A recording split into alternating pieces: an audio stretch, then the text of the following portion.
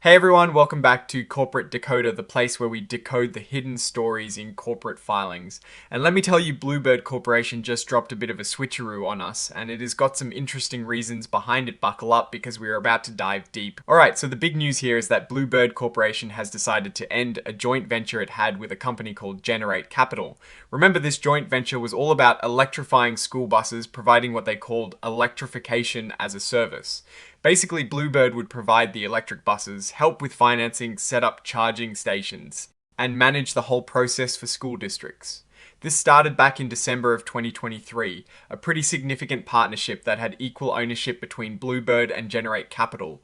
They were sharing responsibility and decision making. Now, normally these joint ventures are set up to last a long time, but they usually have clauses that allow either side to pull out if things aren't going well or if certain goals aren't met. And that is exactly what happened here. The filing tells us the real reason this partnership is dissolving. It simply wasn't making enough business or generating profits fast enough to meet what both companies expected. It sounds like they tried, but the market or the execution just didn't line up with their financial goals.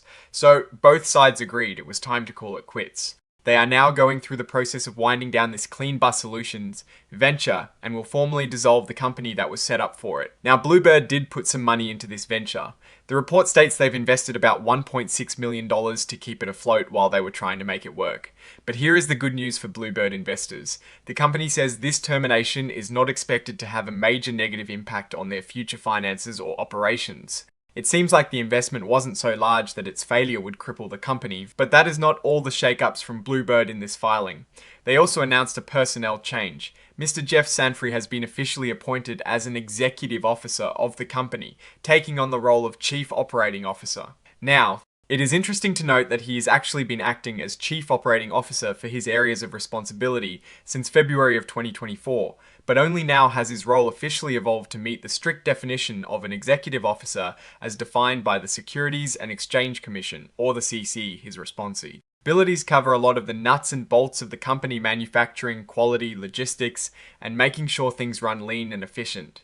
He has been with Bluebird since 2007, so he knows the business inside and out. Let's talk about compensation because that is always a hot topic. Mr. Sanfrey is earning a base salary of $416,000 per year. On top of that, he is eligible for bonuses through the company's management incentive plan and a long-term incentive plan. His long-term incentives are tied to the company's performance and are paid out in the form of restricted stock units, which are basically company shares that he earns over time.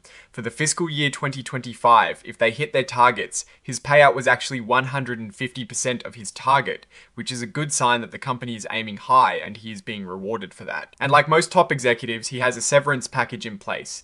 If he is let go without a good reason, he'll continue to get his base salary for a full 12 months and also have his health insurance paid for. This period can even extend to 24 months if his job ends around a significant company change like a merger or acquisition. This just shows the company is trying to provide stability for its key leaders. And finally, the filing includes the usual exhibit list, with the cover page interactive data file being the main one highlighted here. This just means all the detailed financial information is available in a machine-readable format for analysts and the public to dive into. Alright, now let's wrap this all up with my take on Bluebird Corporation's latest moves. On the one hand, the termination of the joint venture with Generate Capital signals a pragmatic approach. It shows that Bluebird is willing to cut its losses when a venture isn't delivering as expected.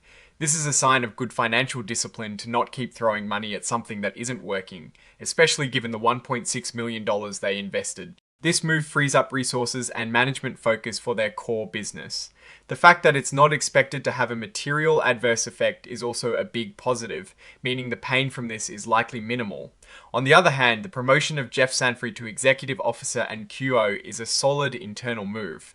It acknowledges his significant contributions and formalizes his leadership role.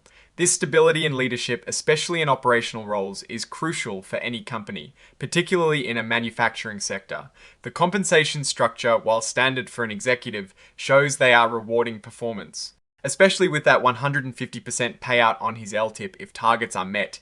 This aligns his interests with the company's success. However, one thing to consider is the larger picture of the electric vehicle transition for school buses.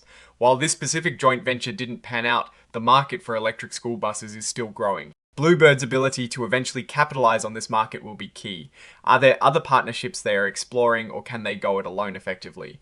The failure of this joint venture might indicate challenges in the business model itself, or in finding the right partners we need to watch if Bluebird can regain momentum in the EV space.